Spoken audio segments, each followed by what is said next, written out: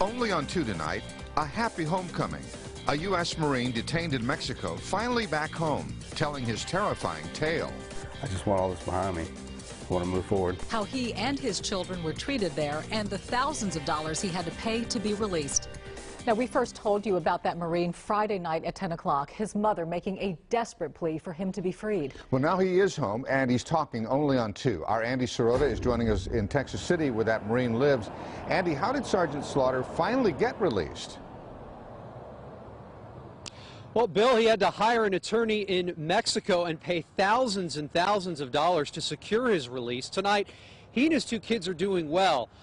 Jeremy Slaughter tells us that it was a struggle for him to maintain his composure throughout this entire ordeal, but says he did so, was determined to do so for the sake of his 2 children. On Friday, Jeremy Slaughter, a decorated Marine, and his 2 children, a son 14 and a daughter who's 9, ventured out to West Texas to a deer lease to go hunting. The kids love to be in the outdoors.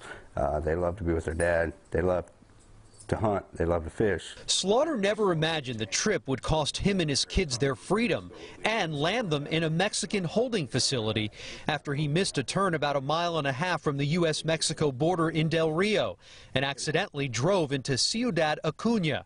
He saw a sign that said no guns. I didn't even fathom to think about what the laws were because I didn't think I was going to be that close to the border. Once he realized he made a mistake, Slaughter flagged down the first Mexican Border Patrol agent he saw to let him know he wanted to turn around because he had 3 rifles and dozens of rounds of ammunition in his truck. They proceeded to rip everything out of my vehicle, search the vehicle multiple times with dogs.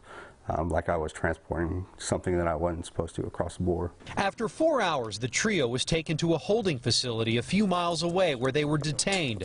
Slaughter says Mexican authorities strip searched him and then placed him in a concrete room.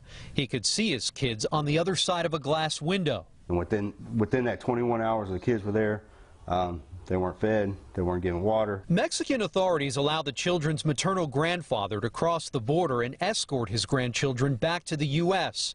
After 26 hours, Slaughter secured his release and says he had to pay close to $14,000. Mexican authorities still have Slaughter's guns and ammo. He now has to call the NRA to report them as stolen. The Mexican attorney that he hired, though, believes he can get them back for him. Live in Texas City tonight, Andy Cerota, KPRC, Channel 2 News.